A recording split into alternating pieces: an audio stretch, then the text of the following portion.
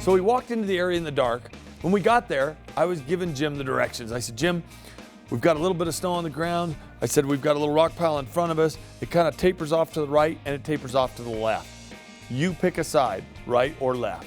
And Jim stood there for a minute in the dark. He said, all right, I'm gonna pick the left side. I said, that sounds good. So Jim got set up, I got set up. I set the FoxPro call out and the decoy in front of us, and we sat down to wait for it to get light enough to shoot.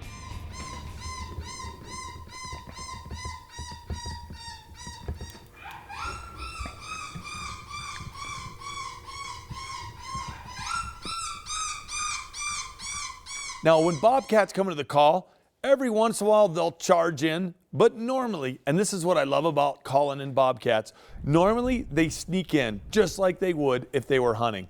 They hear the call going and they're convinced that they're coming in to finish a wounded animal off. But they're also cautious. And I think in areas like Colorado, one of the reasons they're cautious is because there's also mountain lions and coyotes and bigger predators that could possibly kill the bobcat or turn them into the prey.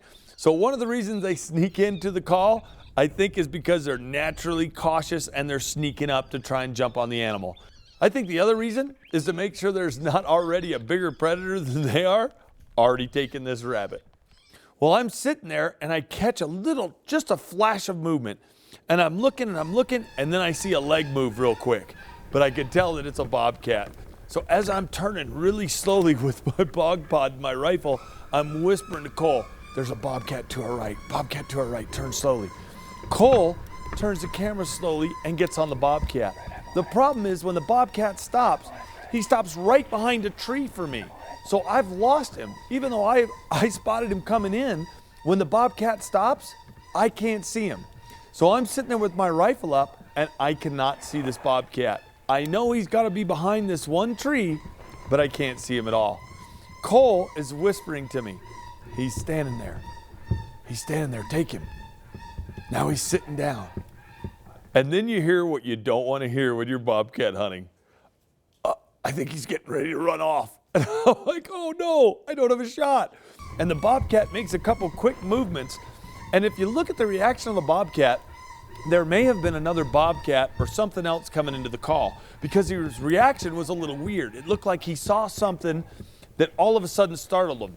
And none of us were moving. So I almost wonder if there was something else that was coming into the call because of the way the bobcat reacted. He squatted down, he kind of spun quick, he moved forward really quick, herky-jerky, but he gave me just enough clearance in front of a tree where I could get to his shoulder. As soon as I had a clear shot, I fired and dropped that bobcat in his tracks.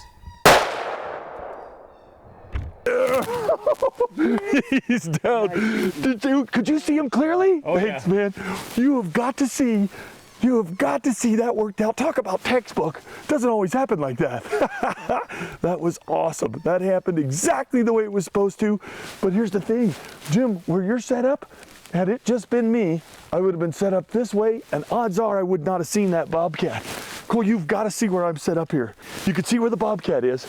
Come here and sit and look there's a leaning dead tree. I slid my bullet right past it. I had to shoot him further up in the shoulder than I usually like, but that was the only shot I had, and it looked like he was getting nervous. And he either spotted me trying to slide around or the camera or something he didn't like because he was starting to go. How cool is that? Oh man, that's beautiful. Look at the tracks. All right, this is kind of cool. Before we walk up, Jim, look at the tracks in the snow. Where this bobcat, you can see where my bullet passed through right there. So the bobcat came from that way. You can see where he came. Look at these tracks right here. And you know what's kind of cool? If we could show these tracks, a lot of people wonder what a bobcat tracks looks like. Well, there's a really fresh one. And it's cool, as you can see, here's the track, here's the toes, no claws.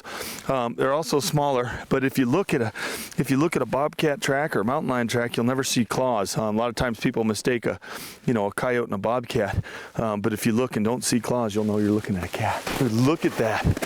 Is that an absolutely beautiful bobcat? Look at that cat. Look at that beautiful Colorado Bobcat. Look at the belly fur on that cat. That is just absolutely gorgeous. Thanks, brother. Pretty cool, huh? That's awesome. I couldn't see him. I could not see him. I was looking right over your shoulder through the through right over your rifle, I still couldn't see him. Oh, it was, these bobcats are unreal. And I tell people when you're calling bobcats, one, you want to sit for a long time. We usually call for 45 minutes if we're serious about trying to shoot bobcats. Two, you cannot move. These bobcats will come in just like this one. They'll stop, they'll look, they'll stare, they'll creep in.